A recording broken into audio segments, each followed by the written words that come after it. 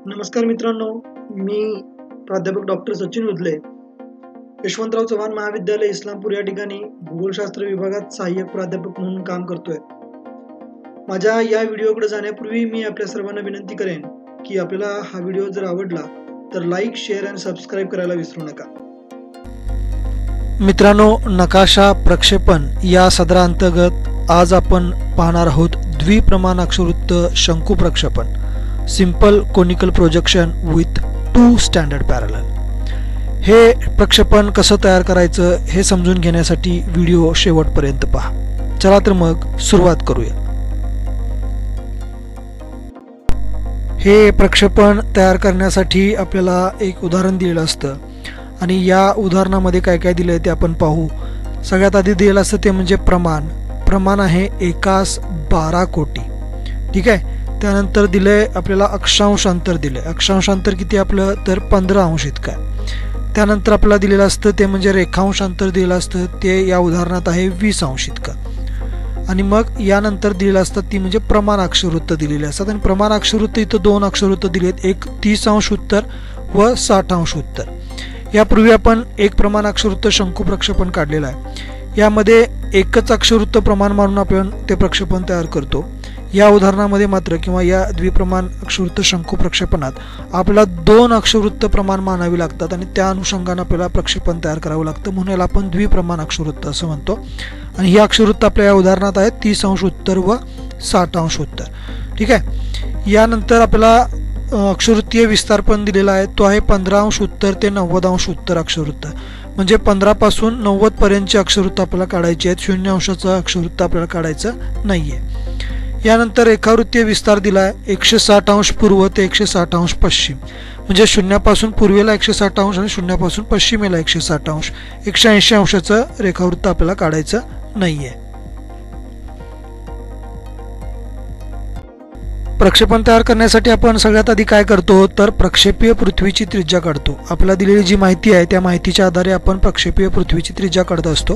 त्यासाठी हे सूत्र वापरतो आपण, प्रक्षेपीय पृथ्वीची त्रिज्या बरोबर प्रत्यक्ष पृथ्वीची त्रिज्या भागिले दिलेल्या प्रमाणाचा प्रमाणांक. बरोबर. ठीक आहे. मग आता प्रत्यक्ष पृथ्वीची त्रिज्या किती आहे आपल्याला माहिती आहे, 64 कोटी सेंटीमीटर ही प्रत्यक्ष पृथ्वीची त्रिज्या आहे, जी कधीही बदलत नाही, ती 64 कोटी इतकीच राहते. याला दिलेल्या प्रमाणाचा जो प्रमाणांक आहे त्यानं भागायचं आपल्याला.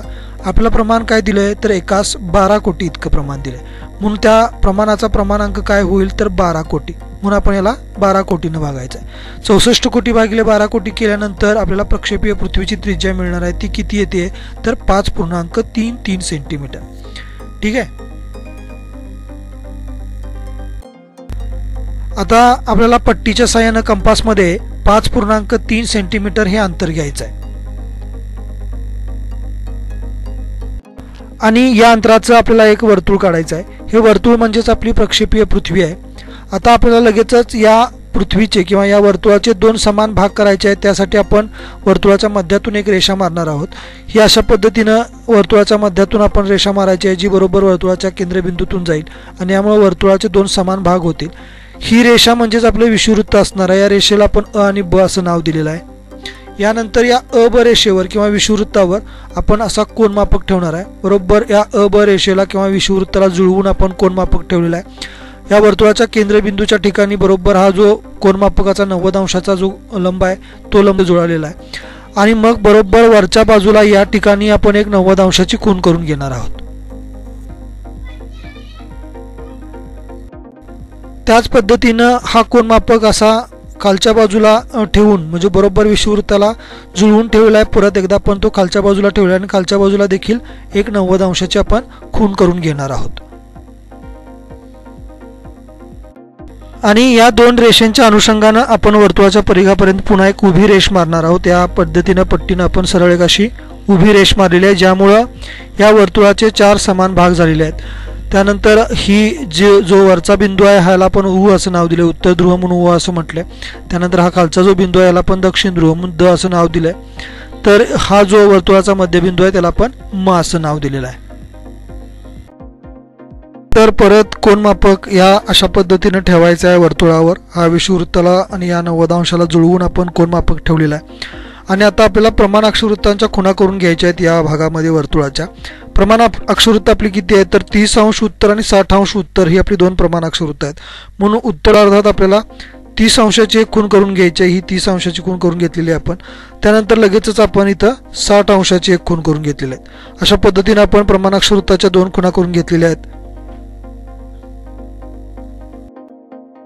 आणि या दोन्ही खुणा पट्टीच्या साह्यानं आपण वर्तुळाच्या परिघापासून वर्तुळाच्या मध्यबिंदूपर्यंत जोडून घेणार आहोत.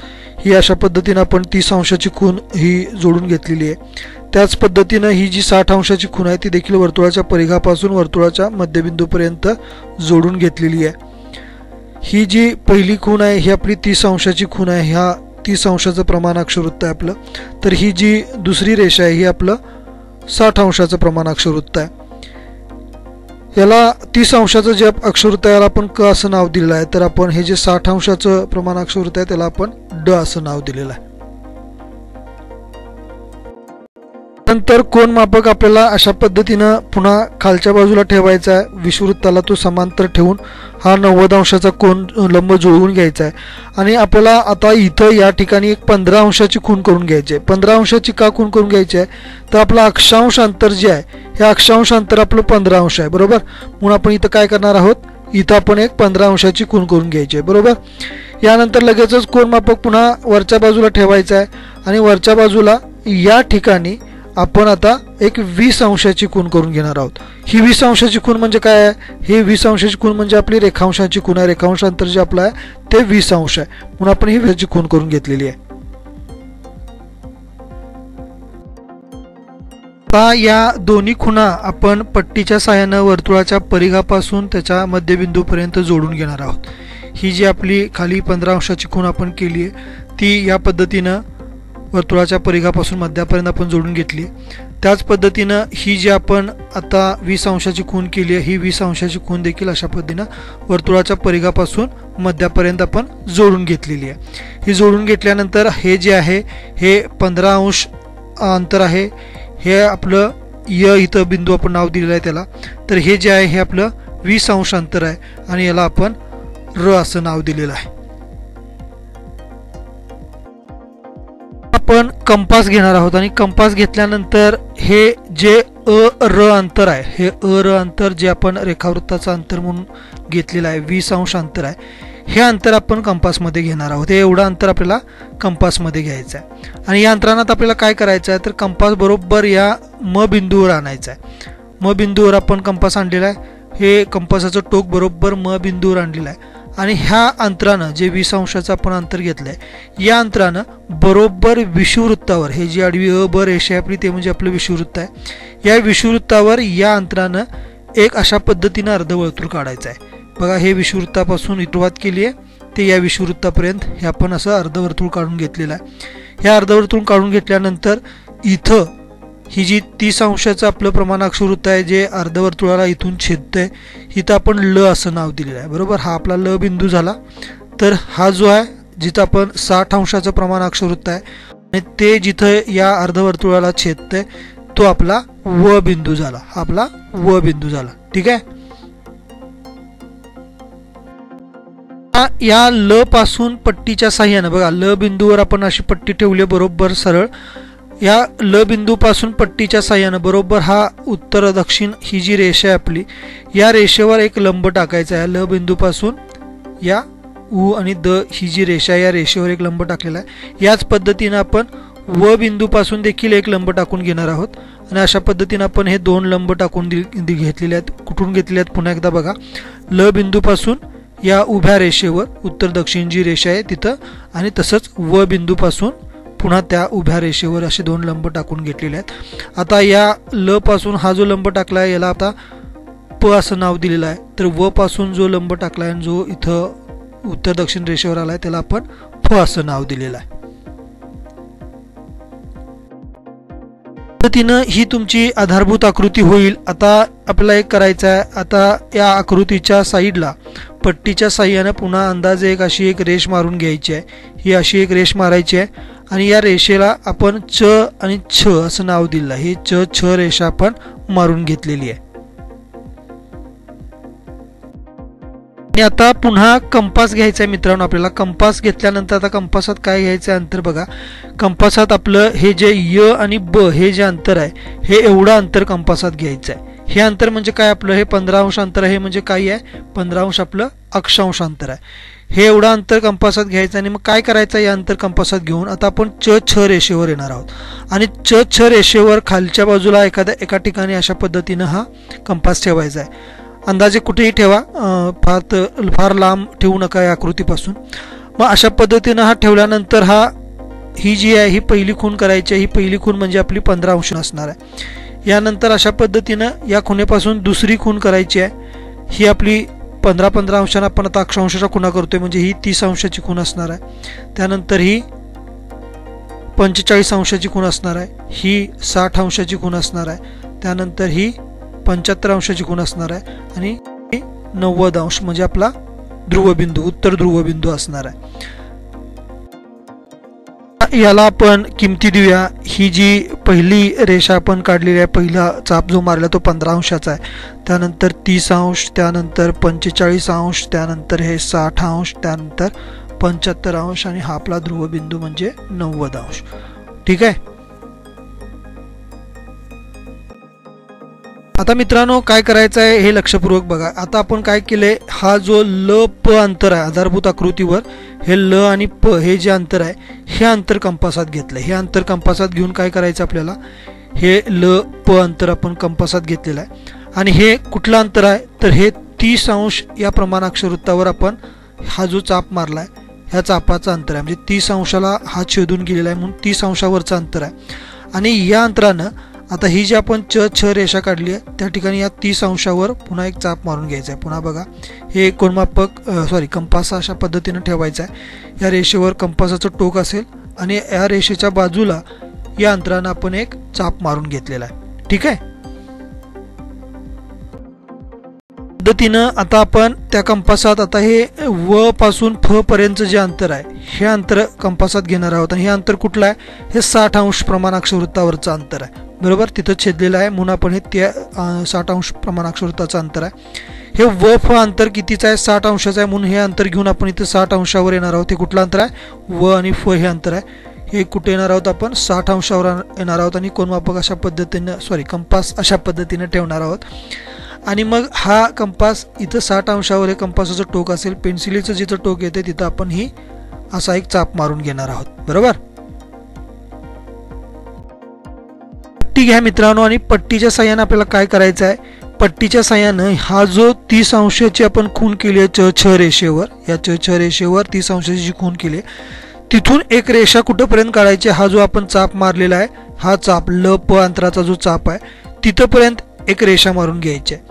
ही अशा पद्धतीनं आपण ही रेषा मारून घेतलेली आहे. आणि याच पद्धतीनं पुन्हा आपण पट्टी 60 अंशावर ठेवणार आहोत.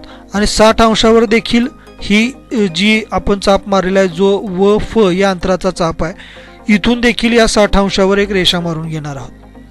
आता ह्या रेषा मारून झाल्यानंतर काय करायचं आहे बघा, पट्टी आता ही अशा पद्धतीनं ठेवायची आहे की ह्या दोन्ही खुणा, आता हे जे प ल अंतर आहे, ल प अंतर आहे आणि हे आपलं व फ अंतर आहे, हे ल प इथं आलेलं अंतर आपण आणि हे व फ अंतर इथं आलेलं आहे. आता पट्टी अशा पद्धतीनं ठेवायची आहे की हे ल आणि व हे दोन्ही बिंदू पट्टीवर एका रेषेत आले पाहिजेत. बघा इथंपर्यंत ही इथं ल आणि व हे एका रेषेत आलेले आहेत. आणि ही रेषा जी आहे, ही पट्टी जी आहे पुढे कुठं छेदतीये, च छ ला रेषेला कुठेतरी छेदणार आहे. तो छेदणारा जो बिंदू आहे तो आपला या शंकूचा शिरोबिंदू असणार आहे. हे लक्षात ठेवा. तो आपला ध्रुवबिंदू नाही, ध्रुवबिंदू आपला हा 90 अंशाचा आहे. तो बिंदू म्हणजे आपला शंकूचा शिरोबिंदू असणार आहे. एक रेषा मारूया म्हणजे तुमच्या लक्षात येईल. या अशा पद्धतीनं आपण ही रेषा मारलेली आहे. बघा आता इथं ही रेषा मारल्यानंतर तुमच्या लक्षात येईल ही बरोबर ल आणि हा ल आणि हा व हा बरोबर या रेषेवर आलेला आहे. आणि रेषा पुढे जाऊन या च छ रेषेला एका बिंदूत छेदलेली आहे. इथं छेदलेली आहे. हा आपला या शंकूचा शिरोबिंदू असणार आहे. हे लक्षात ठेवा. हा आपला ध्रुवबिंदू नव्हे, हा ध्रुवबिंदू म्हणजे आपलं हे 90 अंशाचं अंतर हे ध्रुवबिंदू असणार आहे. आणि हा जो आपला आपण म्हटलंय की हा आपल्या शंकूचा शिरोबिंदू आहे, त्या ठिकाणी देखील आपण एक अशा पद्धतीनं खूण करून घेणार आहोत आणि या खुणेला किंवा या बिंदूला आपण आता नाव दिलंय च1 किंवा च1 असं नाव दिलेलं आहे। ही रेषा च आहे, तर हा जो शिरोबिंदू आहे शंकूचा तो म्हणजे आपला च1 झालेला आहे। ठीक आहे, आता पुन्हा एक अशी सरळ रेषा मारून घ्या, खालच्या बाजूला रेषा मारा, थोडंसं वरती अंतर ठेवून इथं हा जो बिंदू आहे ह्या बिंदूला आपण, हा बिंदू म्हणजेच आपला च1 बिंदू आहे हे लक्षात ठेवा आणि या बिंदूतून आपल्याला आपला जी अक्षवृत्त आहे ती सगळी अक्षवृत्त काढायची आहेत हे देखील लक्षात ठेवा। हे आपला च1 म्हणजे आपल्या शंकूचा शिरोबिंदू आहे। आता आधारभूत आकृतीवर या, आधारभूत आकृतीवर आता हे जे 30 अंश च1 पासून हे जे पहिलं प्रमाण अक्षवृत्त आपलं आहे 30 अंशापर्यंत म्हणजे च1 पासून प पर्यंत हा जो प बिंदू आहे इथपर्यंत जे अंतर आहे हे अंतर कंपासात घ्या आणि या अंतरानच अशा पद्धतीनं हा च1 बिंदूवर आपला च1 बिंदूवर अशा पद्धतीने कंपासाचं टोक ठेवा आणि या रेषेवर ज्या ठिकाणी हा कोनमापकाचा अंतर येते त्या ठिकाणी अशा पद्धतीनं एक वर्तुळाचा चाप मारून घ्या। हा चाप म्हणजे तुमचं 30 अंशाचं प्रमाण अक्षवृत्त असणार।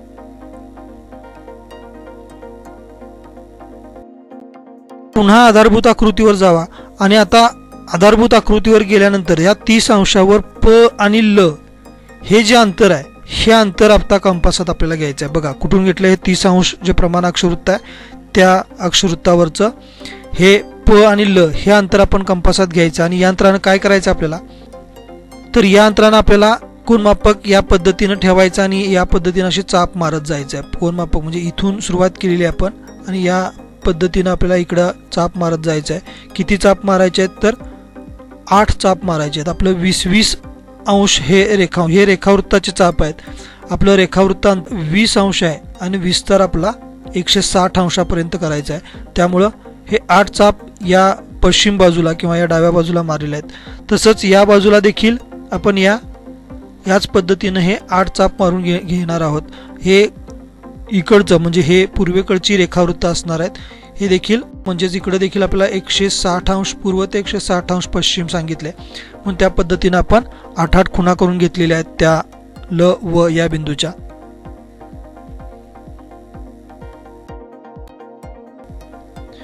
यानंतर पुन्हा आपण आधारभूत आकृतीवर आलो आहोत। आता आधारभूत आकृतीवर आता आपण हे जे 60 अंशाचं अंतर आहे च1 पासून हे 60 अंशापर्यंतचं अंतर कंपासात घेतलेलं आहे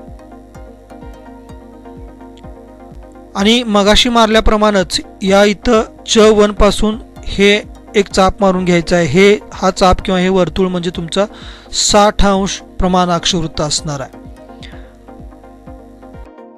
आधारभूत आकृतीवर जायचं आणि आता आपल्याला हे फ आणि व हे अंतर कंपासात घ्यायचं आहे। फ व हे अंतर कंपासात घेऊन आपण काय करणार आहोत, तर पुन्हा या 60 अंशावर येणार आहोत आपण आणि 60 अंशावर देखील त्या फ व या अंतराने या 60 अंश प्रमाण अक्षवृत्तावर 8 खुणा करून घेणार आहोत। जसं एका बाजूला डाव्या बाजूला तसंच उजव्या बाजूला देखील आपण ह्या 8 खुणा करून घेणार आहोत।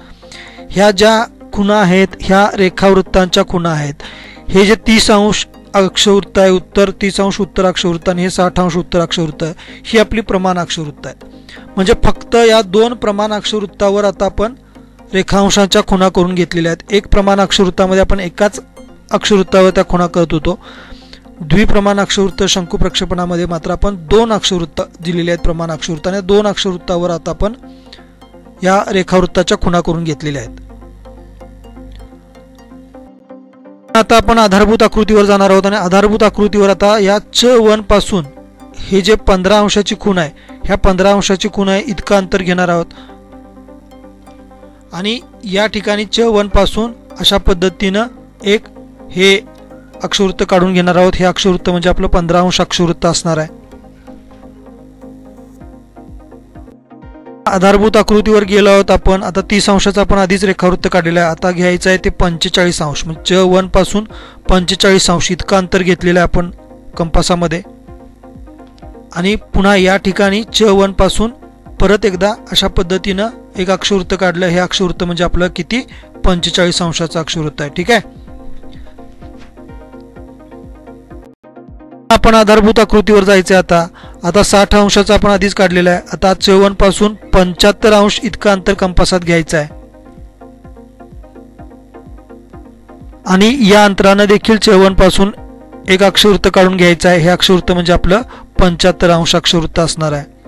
त्याच पद्धतीनं पुन्हा 54 पासून आता हे शेवटचं 90 अंशापर्यंतचं अंतर जे आहे हे अंतर आपल्याला काढून घ्यायचं आहे. इथं ते अंतर ठेवून इथं ते 90 अंशाचं आपण एक चाप मारून घेणार आहोत आणि अशा पद्धतीनं आपला जो अक्षवृत्तीय विस्तार दिलाय 15 अंश ते 90 अंश ही सगळी अक्षवृत्त आपण काढून घेतलेली आहेत.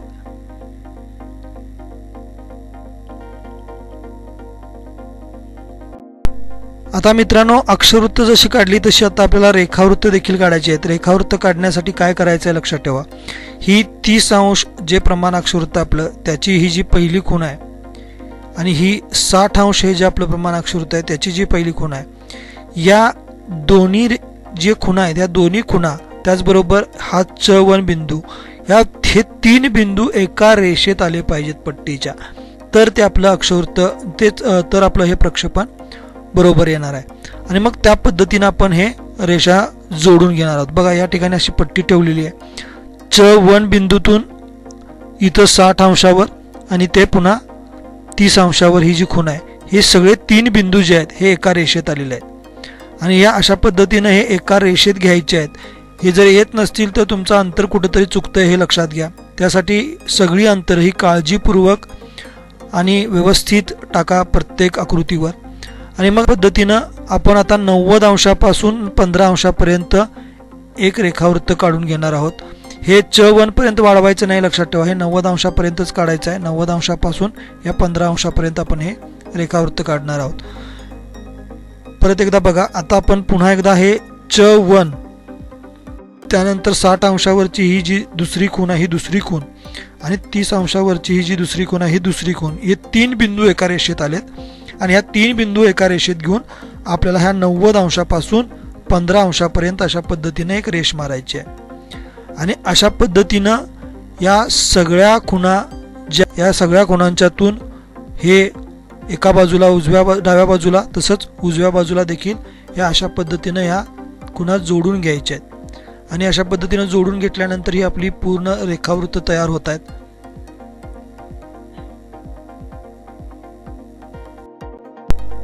आता अक्षवृत्त आणि रेखावृत्त काढून झाल्यावर नको असलेला भाग आपण खोडून टाकलेला आहे.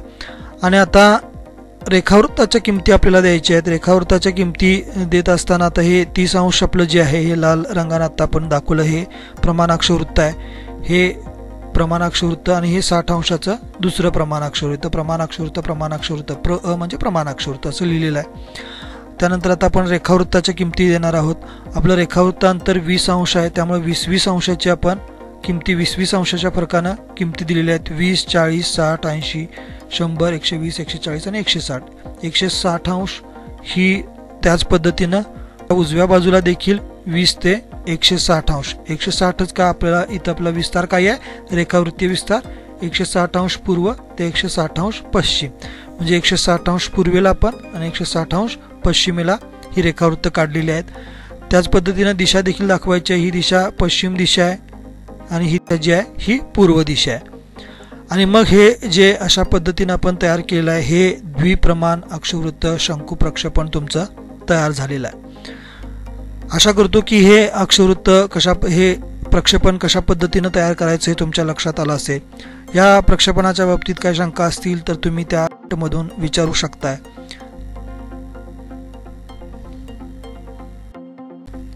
आणि हा व्हिडिओ जर आवडला असेल आणि हे प्रक्षेपण कसं तयार करायचं हे नीट समजलं असेल तर हा व्हिडिओ लाईक करा, शेअर करायला विसरू नका. चॅनलवर नवीन असाल तर सबस्क्राईब करा, बेल आयकॉन देखील प्रेस करा जेणेकरून माझ्या नवीन व्हिडिओच्या नोटिफिकेशन तुम्हाला मिळत राहतील. धन्यवाद मित्रांनो.